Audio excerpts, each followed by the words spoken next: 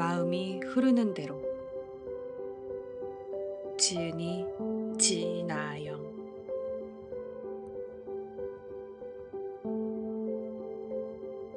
하나의 문이 닫히면 또 다른 문이 열린다는 것.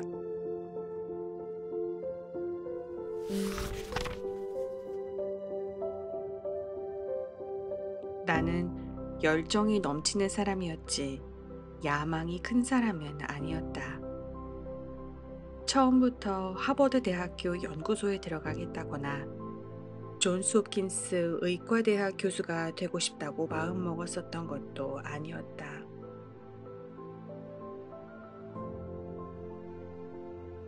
여느 성공한 사람들처럼 몇 년치 계획을 세워두고 무서울 만큼 집중해 차근차근 그 길을 밟아온 것은 더더욱 아니었다.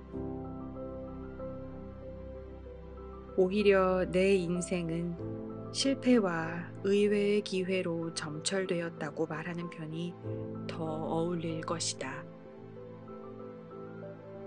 나는 다만 내가 서 있는 그 자리에서 할 수 있는 일을 했을 뿐이고 해야 하는 일을 열심히 했으며 마음이 흐르는 대로 움직였을 뿐이다. 그런 내게 지금의 자리에 오기까지 비결이 있었느냐고 묻는다면 그저 어떤 상황에도 긍정적인 자세를 잃지 않고 좌절하더라도 다시 툭툭 털고 일어난 것, 오직 그것뿐이다. 유명한 자기계발서나 성공한 사람들의 스토리를 보면 대부분이 장기적인 계획을 세워서 목표를 향해 가라고 말한다. 그렇지만 내 생각은 좀 다르다. 5년, 10년 후를 바라보고 특별하게 장기적인 계획을 세워 따르기보다는 그저 지금 내 앞에 주어진 환경에 집중하고 당장 내가 궁금한 일, 하고 싶은 일에 몰입하는 것이 더 의미 있다고 생각한다.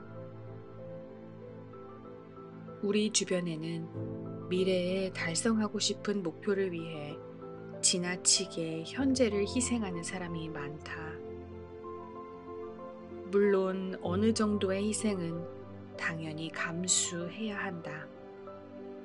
전문의가 되려면 학부 과정부터 인턴과 레지던트 과정까지 장장 10년가량을 소위 피 터지게 공부해야 하고 자기가 원하는 과뿐만 아니라 관계에 없는 과까지도 돌며 수련해야 한다. 이렇듯 목표를 위해서 어느 정도의 희생이 불가피하지만 기나긴 인생을 볼 때 목표만을 위해 현재를 지나치게 희생하고 원하지 않는 곳에 에너지를 쓰며 자신을 괴롭히는 건 바람직하지 않다고 본다. 내 아버지는 언니와 나를 낳고 기르시면서 당시 대구에서 흔하던 봉제 공장에 다녔다. 아버지는 어머니를 일찍 여의고 고등학교를 중퇴한 뒤 17살 때부터 공장 생활을 하며 돈을 벌었고 그렇게 가족의 생계를 이어갔다. 어른이 되어서도 적은 월급을 받는 노동자였지만 언젠가는 자신도 공장주가 되고 싶다는 꿈을 품었고 결국에는 작은 공장을 차려 운영도 하셨다. 아버지는 쉴 틈 없이 일했다. 그러면서도 늘 입버릇처럼 40살에 은퇴해 편안한 삶을 살고 싶다고 말하곤 했다. 오직 그 목표를 위해 좋아하지 않는 일을 죽도록 했고 가족과의 시간도 포기했으며 자신이 무엇을 진실로 원하는지 생각할 겨를도 없이 몸이 부서져라 일만 하고 살았다. 그런데 어디 계획대로 되는 게 인생이던가. 아버지는 40살이 된 후로도 20년을 더 쉬지 않고 일해야 했다. 그리고 환갑이 되었을 때 죽음의 문턱까지 넘나들 만큼 큰 건강상의 위기를 겪으셨다. 물론 아버지의 선택과 삶을 부정하거나 한심하게 볼 생각은 추호도 없다. 어쩔 수 없는 시대적인 상황과 의무도 존재하니까. 하지만 나로서는 그런 아버지의 삶을 보며 미래를 위해 무조건 현재를 희생하기보다는 지금 이 순간에 더더욱 집중해야 한다는 사실을 절감했다. 나에게는 내가 마주한 지금 그리고 여기의 삶이 그 무엇보다 중요하다. 뜻이 있는 곳에 길이 있다는 너무나 식상한 그 말을 나는 지금껏 한 발자국씩 몸소 증명하며 살아왔다. 또 미래에 도달하고 싶은 목적지로 가는 길이 반드시 하나만 있는 것도 아니다. 진심으로 열정을 품고 지금 하는 일에 집중하다 보면 없던 길이 열리기도 하는 게 인생이다.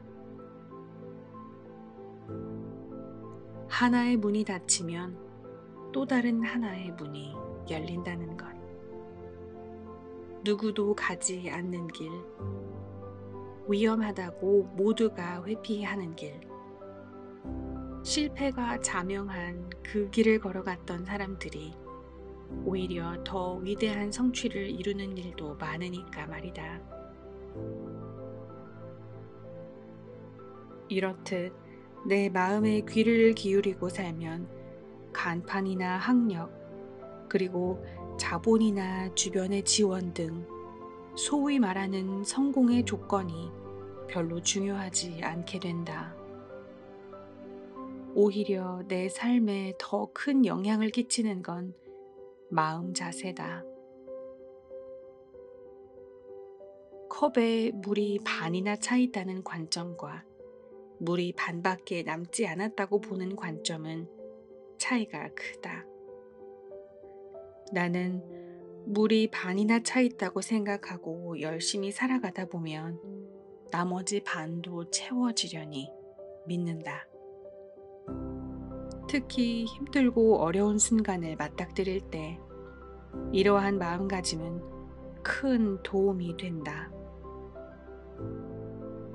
물론 이런 생각을 비현실적인 낙관주의라고 비난하는 사람도 있겠지만 조그만 역경에도 비관적으로 절망하는 것보다는 훨씬 낫지 않을까. 레지던트 과정에 낙방했을 때, 인턴 성적이 좋지 않았을 때, 언어 장벽으로 바보 취급을 당했을 때, 풀이 죽거나 또 실패할까봐 걱정만 했다면 지금의 나는 없었을 것이다. 실수를 하거나 결과가 좋지 않을 때도 좌절하지 않고 오늘 하루 열심히 살았으니 내일은 더 나아지리란 믿음을 잃지 않았기에 나는 더 강하고 단단해질 수 있었다.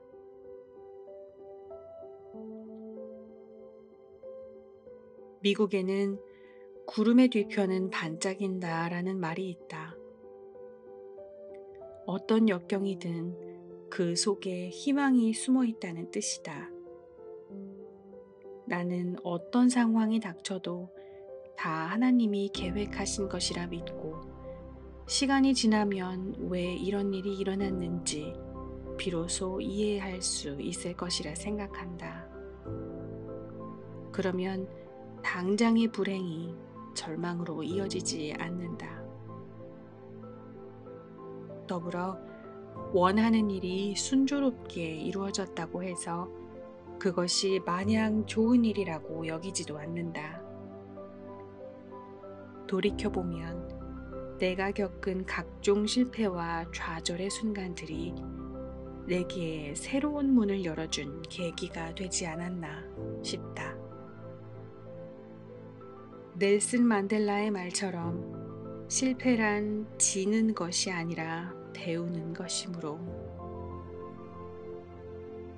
나는 병으로 인해 1년 가까이 직장을 쉬어야 했고 2년 동안 제대로 일어나고 걸을 수도 없는 고통에 시달렸다. 그 때문에 열의를 갖고 임하던 각종 강의와 연구에서도 손을 떼야만 했다. 왜 나에게 이런 일이 생긴 건지 서럽고 억울해서 눈물이 나는 날도 많았다. 하고 싶은 일, 살고 싶었던 삶에서 멀어졌다고 생각할 때마다 눈앞이 캄캄해져 한 발자국도 앞으로 나아가지 못한 때도 있었다. 그러나 병에 걸려 이를 쉰 덕분에 내 인생을 되돌아볼 수 있는 시간을 누렸다. 병이 아니었다면 나는 의사로서 또 교수로서 더 큰 성취를 이룰 수 있었겠지만 만약 그랬다면 매일 바쁘게만 살아가느라 삶을 되돌아볼 틈도 없이 앞으로만 달려갔을 것이다. 병을 겪으며 세상과 사람을 바라보는 시각도 많이 달라졌다. 처참히 무너진 환자의 입장에 온전히 놓여 보았기에 좋은 의사란 그저 아는 것만 많은 의사가 아니라 환자의 고통을 알아주고 덜어주려고 노력하는 의사라는 것도 배웠다. 남편과 나는 예상치 못한 병이라는 바위에 아무런 방어책 없이 부딪혀 아픔과 혼란을 느끼고 서로를 원망하고 싸우기도 했지만 이제는 병 덕분에 언제나 서로에게 의지할 수 있는 진정한 인생의 동반자가 되었다. 이 모든 걸 겪고 난 지금은 병이 내게서 빼앗아간 것보다 주고 간 것이 더 많다는 생각이 든다.